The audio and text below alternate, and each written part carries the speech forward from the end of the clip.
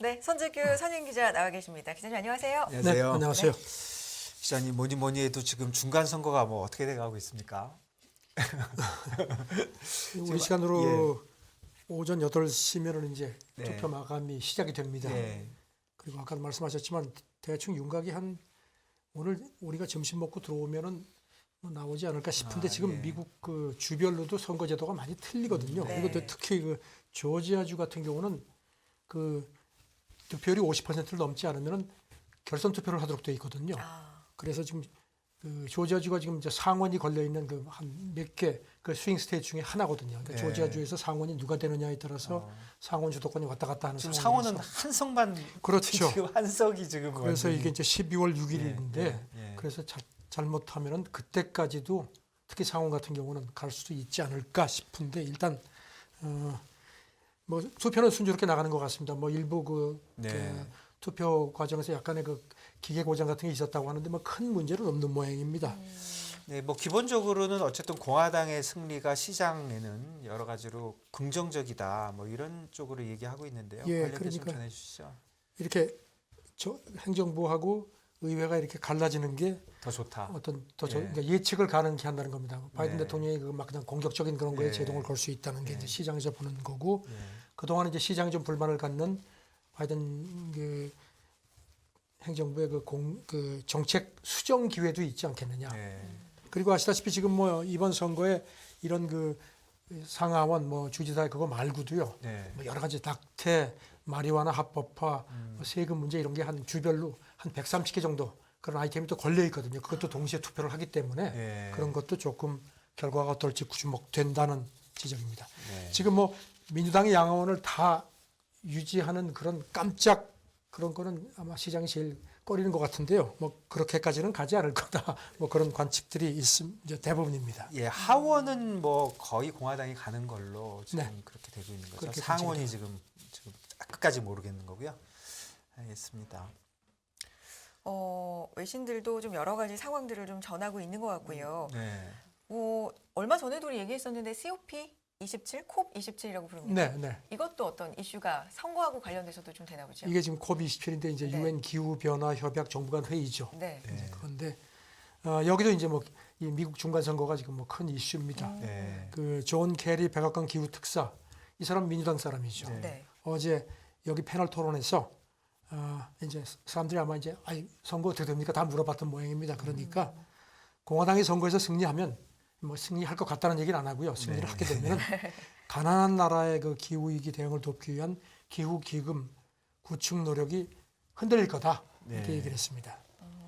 그러면서 미국이 돈을 여기다 많이 내야 되는데 네. 아마 여러분들이 그 돈 보기가 힘들 것 같지 않겠느냐 뭐 이렇게 해서 얘기를 했습니다. 지금 블룸버그는 바이든이 2024년까지 이 기금에 많게는 한 114억 달러 정도를 출연하기로 약속했다고 상기시켰습니다. 예.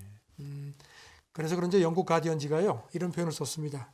지금 미국 중간 선거 결과를 예측을 하면서 콥 27을 가리는 긴 그림자다 이런 또 표현을 썼네요. 결국 이거는 이제 그 미국이나 영국, 프랑스, 독일 이런 데서 돈을 좀 내야 되는데 이런 게 좀 어려워질 수도 있다 그런 얘기를 하는 거죠. 그렇습니다. 예. 콥 27 얘기 조금만 더 해볼까요? 보고서도 나왔나요? 네, 네. 지금 그 지난번 회의를 이제 주도했던 나라가 영국이고 이번은 네. 이제 이집트죠. 그래서 이제 두 나라가 주도해서 보고서를 하나 냈습니다. 그래서 이게 이제 이번 회의에 이제 제출이 될 예정인데 개발도상국들이 기후위기 대처를 위해서 2030년까지 한 해 평균 2조 4천억 달러 정도가 필요할 거다. 네. 그러면서 그 중에서 한 1조 달러 이상은 선진국이나 글로벌 금융시장에서 이렇게 지원을 해줘야 될 것 같다고 얘기를 했습니다. 예. 그래서 이런 그 국제사회가 기후재정, 이게 이제 기후재정이라는 표현을 썼는데요. 여기서 새로운 로드맵을 만들어 하겠다 했습니다. 이것도 지금 2조 4천억 달러라는 게 중국을 제외한 겁니다. 중국은 아시다시피 세계에서 가장 많은 공해를 배출하는 나라인데 네. 삐딱하죠. 네. 그런 상태인데 그러면서 지금 이 보고서 얘기가요. 이 중에 한 1조 달러 정도를 외부 재정으로 그 충당을 해야 되는데 지금까지의 상황을 보면 외부 재정 지원이 한 해 한 5억 달러밖에 안 됐다는 겁니다. 그러니까 네. 5억 달러하고 1조 달러니까 뭐 갭이 엄청납니다. 그렇네요. 과연 5억 달러와 1조 달러면 뭐. 그리고 이제 그러면서 이제 특히 민간 부분에서 많이 투자를 했으면 좋겠다. 네. 그리고 이제 개발 은행들도 이제 자금 지원을 하는데 지금보다 최소한 3배 이상 늘려달라고 했습니다. 네, 그렇군요. 그리고 아시다시피 이번 회의에서는 이제 처음으로 그 보상 문제, 피해 보상 문제가 이제 공식 의제가 됐죠. 그래서 이제 네. 그게 오늘 본격적으로 토론이 되는 모양입니다. 네, 그렇네요. 사실은 그 선진국이 개발도상국을 도와주는 거는 무슨 네. 뭐 크게 뭐 도와주는 게 아니라 예전에 선진국이 먼저 해가지고 많이 망쳐놨으니까 도와주는 게 좀 당연하다 이런 게 깔려 있는 거잖아요. 아프리카 영상들이 아마 박수를 칠 겁니다. 아니요, 뭐 말씀을 들으면. 전체적으로 이게 도와줘야 근데 되는 지금 이유가 그러니까 지금 이제 보면요 이번에 예. 이제 선진국들도 예, 기억하시겠지만 저 그 2020년까지 매년 1,000억 달러를 주기로 약속을 했었거든요. 예, 예. 그런데 뭐 제대로 이행을 안 했거든요. 예. 그러니까 뭐 그래서 그런지 이제 이번에는 안 되겠다 싶었던지 예, 이제 선진국들이 이제 돈을 좀 지갑을 열긴 엽니다. 근데 예. 상당히 아주 되게 짜게 인색합니다. 지금 보니까요.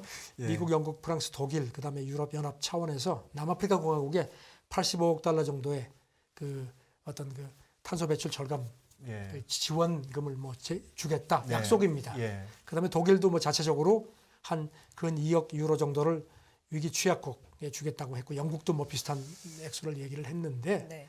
지금 이 개도국들은 뭐 그런 거 뭐 말만 하지 말고 행동을 해라 시큰둥합니다. 네. 아까 말씀하신 것처럼 지난 몇백 년 동안 마음껏 그냥 석유, 석탄, 가스 네. 신나게 대놓고선 이제 와서 우리한테 모두 덤태기 씌웠다는 겁니다. 예, 그래서 충분히 보상을 해야지 이게 무슨 뭐 지원 정도 가지고는 안 된다는 겁니다. 그 다음에 남아공하고 세네갈 그 국가 수반들은 연설하면서 뭐 무슨 뭐 저리 차관을 준다고 하는데 우리 안 그래도 지금 빚더미에 깔려 죽겠는데 네. 이런 식으로 뭐 돕는다는 건 우리 필요 없다. 예, 무상으로 주라. 그렇죠. 네, 예, 그리고 이제 또 아프리카 환경운동가 얘기는 지금 아시다시피 유럽연합이 러시아가 지금 가스 공급을 뭐 굉장히 줄였죠. 네. 그러니까 이제 아프리카 같은데 이제 뭐 세네갈, 뭐 알제리 같은데 이제 새로운 그 가스 계약도 맺고 네. 하니까 우리가 무슨 석유 저 유럽의 무슨 가스 충전소냐 이렇게 또 해서 그러니까 에너지 식민주의 더는 안 된다. 이제 네. 자기들한테 좀 이제 손을 내미니까 이렇게 해서 아주 뭐 굉장히 복잡한데 그렇네요. 돈이 걸린 문제이기 때문에 이게 쉽지가 않습니다. 그러니까 실제로 계획만 내놓지 말고 해라라는 것도 있지만 이 계획 내놓은 어떤 금액도 좀 짜다라는 것도 있는 겁니까? 그렇죠. 뭐 계획이야 뭘 못하겠습니까? 문제는 이제 지갑을 열어야 되는데 그래도 약속하면 내야 되는 거 아닌가요? 선진국도 지금 뭐 내 코가 석잔데 네. 그런가 하면 또 동시에 미국 정부에서는 탄소 중립을 더 강력하게 해야 된다. 또 도와주진 않지만 그런 얘기는 또 계속 하고 있네요. 미국 의회가 그 법으로 만들어가지고 4년마다 행정부가 이제 어떤 그 탄소 그러니까 배출 감소 네. 노력에 대한 그 보고서를 내도록 네. 돼 있거든요. 그 최신 보고서가 나왔습니다. 네. 2050년까지 이제 탄소 중립을 하겠다는 바이든 행정부 목표 달성에 관한 건데 이 새 보고서는 그렇게 하자면은 지금보다 훨씬 더 빨리, 훨씬 더 깊게 감축을 해야 된다. 네. 그렇게 얘기를 하면서 이제 이게 이제 5차 보고서인데요. 5차 네. 보고서인데 이 초안입니다. 아직은 지난 2007년부터 2019년까지 이런 그 재생에너지 덕분에 미국의 온실가스 배출이 한 12% 정도 줄어들긴 했다. 네. 그런데 그거 가지고는 안 된다. 앞으로도 목표 달성을 위해서는 매년 한 6% 이상 줄여야 된다는 겁니다. 아시다시피 미국은 뭐 이제 중국 다음으로 많은 공해를 배출을 하죠. 네. 그 보고서가 그러면서 이제 워낙 이런 그 경고들이 많으니까 네. 사람들이 이제 좀 둔감해져서 이제 좀 이런 큰 것 지적을 했습니다. 지금 이미 미국도 이게 남의 일이 아니다 하면서 가뭄, 산불, 뭐 열파 같은 걸 이제 상기시키면서 이렇게 표현을 했습니다. 미국 사람들이 가장 귀하게 여기는 가치가 안전한 집, 그다음에 건강한 우리 가족, 그다음에 신뢰할 수 있는 공공 서비스 이런 것들인데 그게 모두 지금 흔들리고 있다.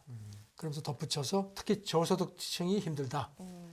그리고 이제 지역별로는 옥수수가 이제 미국 중서부에서 옥수수가 엄청나거든요. 거기도 네. 벌써 작황이 심각하다. 그리고 동남부 올여름 그 열파가 심각했죠. 네. 그다음에 알래스카의 어획량도 줄어들고 있다. 네. 이렇게 예시를 했는데 글쎄요. 그리고 이제 전기차 보급이라든가 재생에너지 개발에 대한 그 이니셔티브를 확대를 해라. 메탄가스 이게 이제 특히 심각하다 그랬죠. 네. 소, 트름, 뭐 방귀 네, 이런 거 네. 심각하다고 했는데 이런 것도 줄이는 노력을 좀 더 박차를 가해자. 예. 그다음에 경제학 효율화 이런 걸 얘기를 하는데 글쎄요. 얼마나 효과가 있을지 모르겠습니다. 근데 어쨌든 이런 거 잘 안 하면 우리 그 기후 요즘 갑자기 추워지고 더워지고 뭐 이런 것도 네. 다 관련이 있는 거죠? 그렇죠. 지금 일단 내년 1월 27일까지 이제 각계 의견을 수렴을 해서 예. 이제 내년 초에 그 최종 보고서를 낼 모양입니다. 일단 저는 이 COP27 회동에 이제 때를 맞춰가지고 내긴 냈는데 글쎄요 공화당이 이번 선거에서 이기면 이 보고서에 그 영향력이 그렇게 커질 것 같지가 않습니다 지금. 네, 그렇네요. 예. 확실히 환경과 이 기후 변화가 정말 이슈긴 한 것 같아요. 다음 소식도 그런데 22 총재도 기후 변화 얘기를 네, 했다고 나가로드 하죠. 총재가 그 22 그 블로그 글에 그저께 올린 게 있는데요. 네. 그 유럽 중앙은행의 중요 정책 목표는 물가 안정 유지다. 그러면서 하지만 극단적인 기후 이벤트 때문에 기반 시설이 많이 훼손되고 공급망이 혼란스럽게 됐는데 그래서 이렇게 물가가 올라가니까 이제 이런 그 기후 위기를 어떤 정책, 통화 정책 고려할 때 절대로 빼놓으면 안 된다. 이렇게 단단히 지적을 했습니다. 예, 그렇네요. 그러니까 통화 정책 얘기하면서 기후 얘기를 하는 게 사실 조금 네, 저는 예. 그리고 낯설고 또뭐 이례적으로 그 들리는데. 유럽 중앙은행 중앙은행 총재가 이렇게 그러니까요. 공개적으로 얘기를 했으니까요. 그래서 구체적인 방안도 좀 자기들은 그래서 유럽 중앙은행은 이런 기후 관련 위기를 더 잘 다루려고 회사채 보유라든가 담보 체계 그리고 위험 관리 관행 같은 걸 우리는 조정을 했다. 네. 그러니까 좀 이런 걸 여러분도 좀 따라와 달라 뭐 이런 식의 얘기를 하는 것 뭐 같습니다. 궁극적으로는 인플레이션에 도움이 된다 이런 뜻은 맞는 거는 같아요. 네. 결국은 이제 그 뭐 화석 연료들은 많이 움직이니까 이런 게 이제 안정이 되면 그래서 도움이 그런 된다. 얘기도 했습니다. 이런 식으로 하는 게 네. 에너지 가격 급등을 견제해서 인플레도 이렇게 좀 진정시킬 수 있는 데 기여가 된다고 덧붙였습니다. 네. 알겠습니다. 저희 좀 다른 얘기로 우리 진짜 시장이 기다리고 모든 사람이 기다리는 미국과 러시아의 좀 대화 그거는 지금 어디쯤 가겠습니까?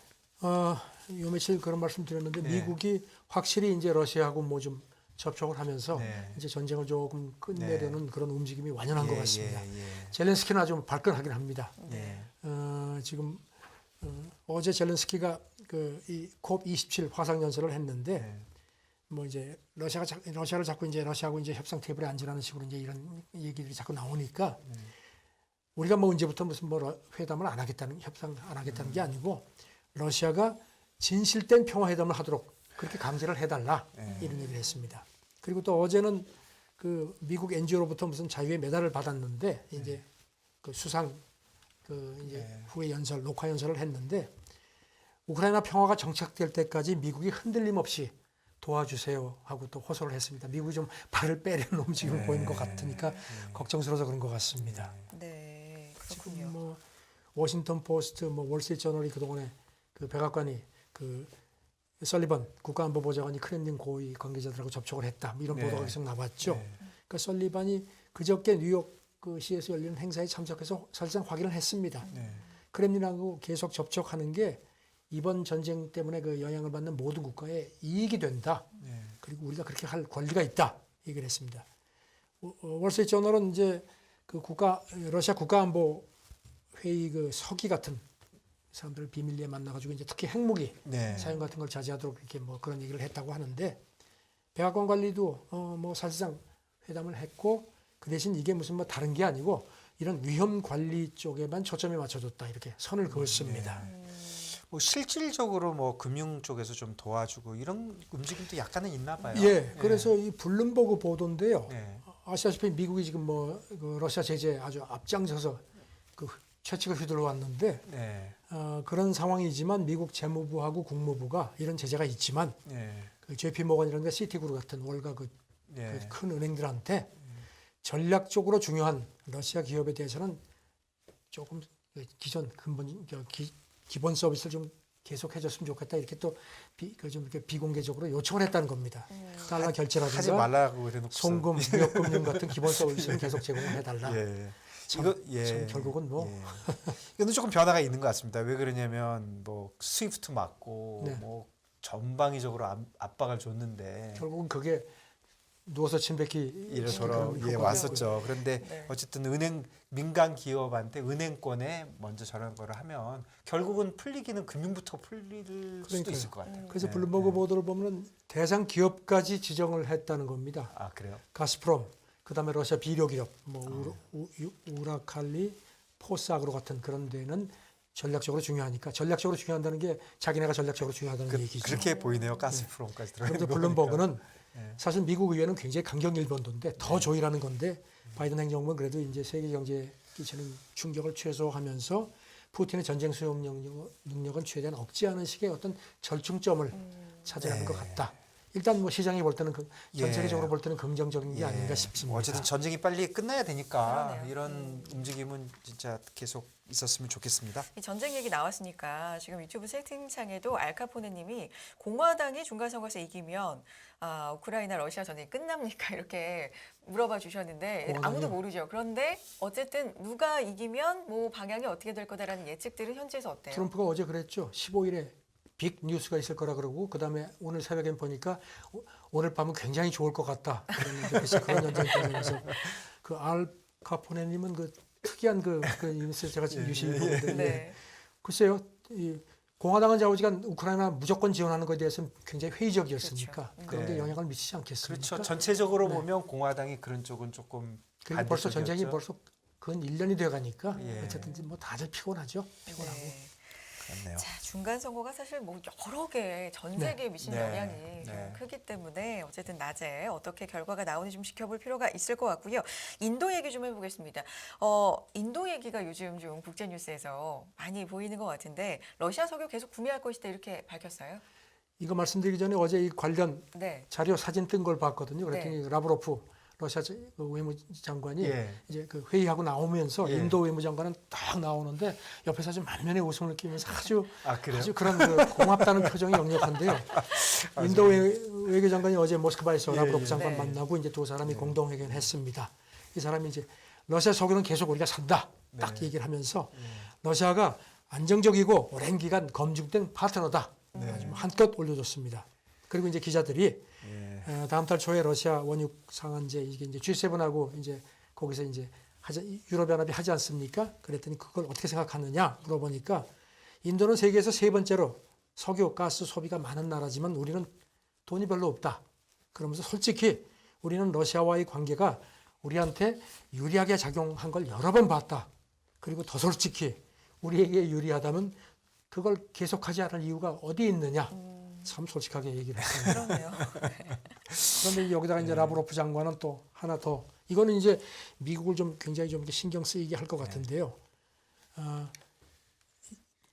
인도하고 현대식 군사 장비를 공동 생산하고 기술 협력하는 방안도 논의를 했다. 이렇게 밝혔습니다. 물론 뭐 전에부터 이렇게 뭐 군사 장비 같은 걸 서로 주고받고 했는데 그러면서 원자력하고 우주 분야에서도 인도와 긴밀하게 협력하길 러시아가 원한다는 뜻도 전달했다.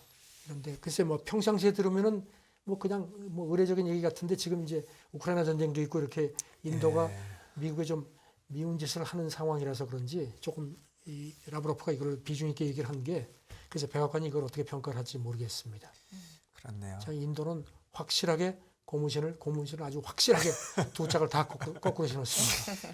그 전에는 약간 친미국이었잖아요. 그렇죠. 전에는 하나는 신고 하나는 살짝 이랬는데 이제는 뭐 완전히 뒤집어졌네요. 돌아선 것 같습니다. 희미한 옛사랑의 그림입니다. 그러니까 인도 러시아만 이루고 있는 게 아니라 네. 중국과 사우디도 또 비슷한. 사우디도 지금 뭐 참 미국이 볼 때는 참 밉죠. 예. 월스트리트저널 보던데요. 네. 시진핑이 사우디에 갈 거라는 관측은 좀 있었는데 예. 올해 안에 갈 거다. 그리고 지금 뭐 여러 명의 소식통을 인용했는데 일단 잠정적이지만 12월 둘째 주로 잡혔다는 겁니다. 가서 빈 살만 왕세자하고 만나는 일정도 구체적으로 좀 조정을 하고 있다는 겁니다. 얼마 안 남았네요. 12월 얼마 안 남았죠. 예.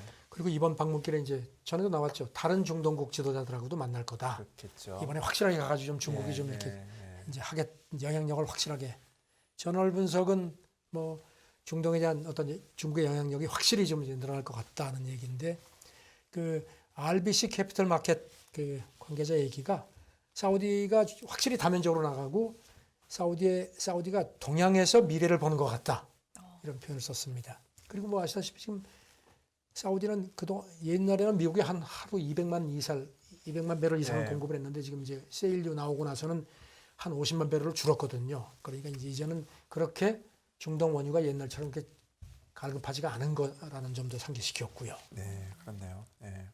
빈살만은 우리나라도 온다 안 온다 좀 얘기가 근데 이래저래. 오는 모양이더라고요. 아. 보니까 윤 대통령하고 일정도 잡힌 것 같다는 그런 관측 보도도 예, 나오고요. 그렇군요. 다 17일인가 그렇게 제가 본 것 예. 같거든요. 예. 일단 그래도 관측통들은 그래도 사우디가 아까 인도는 고무신 두 짝을 다 거꾸로 신었는데 사우디는 그래도 아직은 한 짝은 살짝 아직 발을 빼고 있다는 겁니다. 뭔가 하면은 네. 이렇게 이제 중국에 이렇게 사우디가 기우는 이유는 미국은 이제 핵 확산 우려 때문에 이제 이를테면 탄도미사일 제조라든가 사우디에서 그다음에 우라늄 정광 제조 능력 같은 거는 별로 지원을 안 해줬는데 중국은 해줬다는 겁니다. 그런 네. 것도 있고 해서 현실적으로 많은 걸 좀 손에 쥐어줬는데 다만 중국도 아직은 중동 전체에 대한 어떤 패권 이런 걸 미국부터 완전히 가져오기는 좀 너무 버겁고 네. 사우디 역시 그래도 미국만한 안보 후원자는 아직은 없다. 그래서 그렇죠. 오랜 동안 그런 관계를 유지했다면 다 이유가 있는 건데. 그럼요. 예. 그래서 미국을 완전히 그 미국에 대해서 절교 이거는 좀 예. 힘들다. 그러니까 양다리 걸치는 것 같다 이런 예. 겁니다. 그래도 양다리 걸치면 더 밉죠. 그런가요? 비유가 재밌습니다. 예. 인도 얘기가 진짜 많이 나오는데 이게 공급망 재편되면서 진짜 중국 이제 다음에 어떤 공장 역할도 네. 인도가 네. 많이 좀 주목을 받고 있는 것 같고요. 지금 보니까 시진핑 주석이 어제는 또 그 군복까지 입고 네. 그 합동 작전 지휘센터까지 방문했습니다. 벌써 네. 이연임 사면민 되고선 군 쪽에 나간 게 2번이거든요. 네. 가서 중국군이 싸워 이기는 능력을 확실하게 높여라. 네. 그래서 주권이라든가 안보 발전 이익을 결연하게 쏘아라. 네. 그 지시를 그냥 했습니다. 대단합니다. 군복을 입고 저렇게 지금 네. 보시다시피 저렇게 탁 나타나면은 진짜.